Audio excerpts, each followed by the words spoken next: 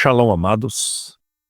Deus está convocando aquele que crê no nome dEle, na justiça dEle, a um tempo de arrependimento e posicionamento, para que venha aquela restauração que vem do céu.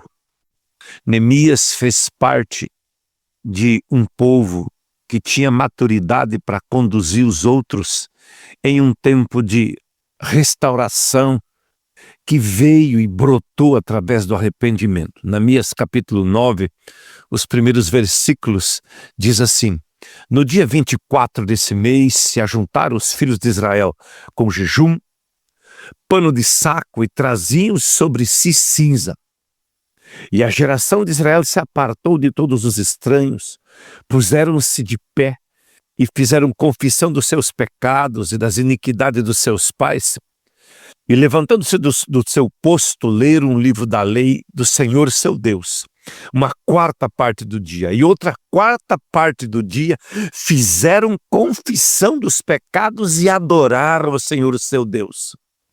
E os sacerdotes Jesua, Bani, Gabdiel, Sebaia, Buni, Serebaias, Bani, Kenai se puseram de pé no lugar alto dos levitas e clamaram em alta voz ao Senhor seu Deus.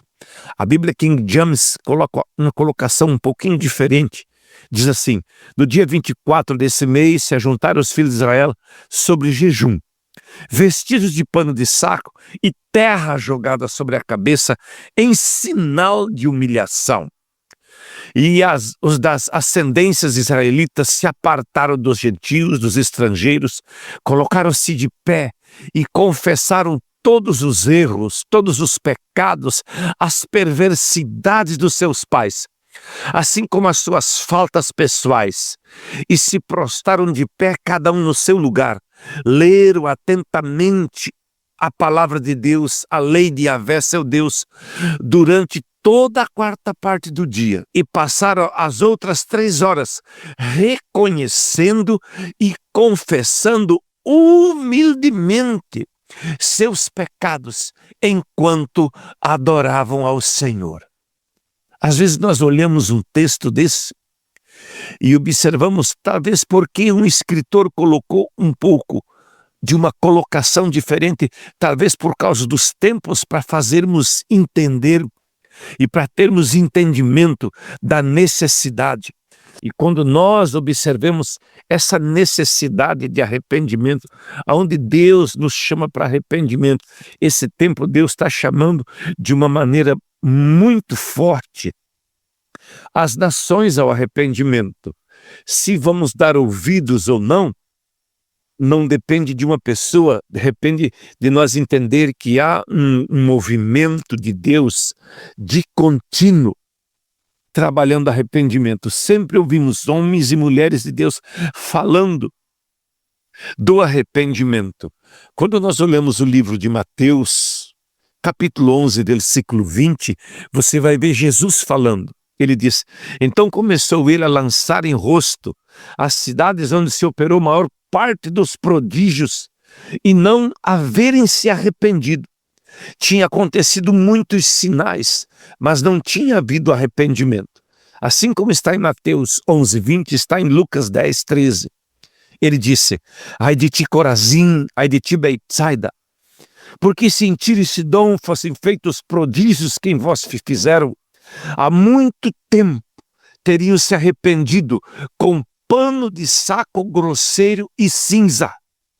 Assim, por isso vos digo que haverá menos rigor para Tiro e Sidom no dia do juízo do que para vós. Observe o que Jesus disse: vou tratar aquele povo com menos rigor do que vocês.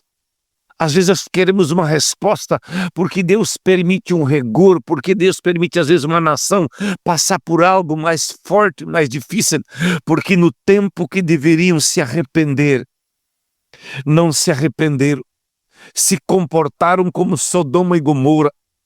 E ele diz: tu, Cafarnaum, que erga até o céu, será abatida até o inferno, porque se Sodoma tivesse sido feitos os prodígios que se fizeram em ti, teria permanecido até hoje.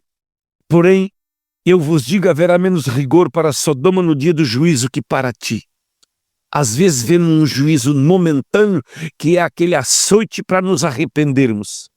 Mas Jesus sempre traz a palavra rigor para um juízo eterno, onde as nações se apresentarão diante dele.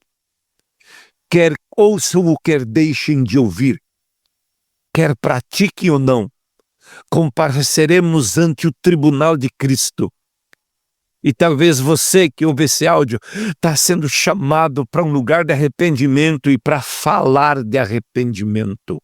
Deus te abençoe poderosamente nesse tempo.